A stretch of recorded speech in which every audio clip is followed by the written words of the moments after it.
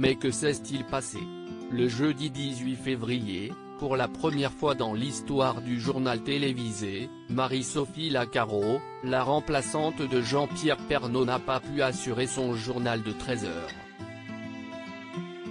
Bonjour et bienvenue dans ce 13 heures. Mais nous n'allons pas passer beaucoup de temps ensemble, avait-elle d'abord dit avant d'ajouter, aujourd'hui, si est totalement inédit, nous n'allons pas pouvoir vous proposer votre journal de 13 heures. Selon les informations publiées par le Canard enchaîné et relayées par Pure Média ce mercredi 24 février, il semblerait que cet incident exceptionnel soit dû à une erreur humaine. En effet, tout serait parti d'un informaticien payé par un prestataire extérieur au groupe Bouygues.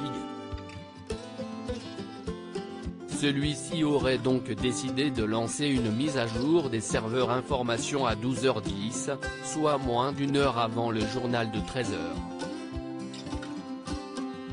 Au moment de la panne, des techniciens ont bien tenté de faire appel au serveur informatique de secours. Pas de chance, il était bizarrement connecté au serveur principal, conclut le journal. Victime de ce bug, Marie-Sophie Lacaro a été interviewée par la Dépêche du Midi ce mercredi 24 février. Elle a souhaité apporter des précisions, la première alerte intervient aux alentours de 12h40. 2 minutes avant, mon assistante me dit que si est bizarre, que son ordinateur ne réagit plus de la même manière et qu'il y a peut-être un souci. À 12h40, plusieurs ordinateurs passent en écran noir. Ça ne sent visiblement pas bon, dit-elle. La présentatrice ajoute ensuite, là, si est la mobilisation générale. Malheureusement, il n'y a rien à faire, nous subissons une panne.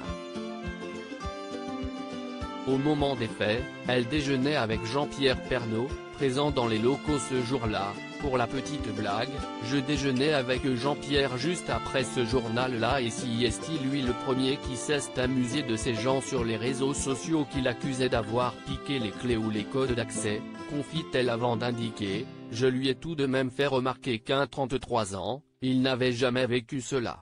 Jean-Pierre Pernaut pas étonné du bug suite à cette panne, Jean-Pierre Pernaut a immédiatement réagi avec humour.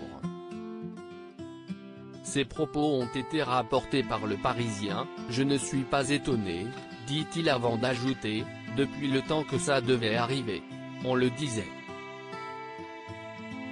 L'ancien présentateur phare de TF1 a présenté le journal durant 33 ans et a eu la chance de ne jamais subir ce genre de bug. Une situation qui a été tournée en dérision puisque même Julien Bugier, qui animait le journal sur France 2, a fait une petite blague, qui a créé une vive polémique, en souhaitant la bienvenue à nos nouveaux téléspectateurs, nombreux paraît-il aujourd'hui.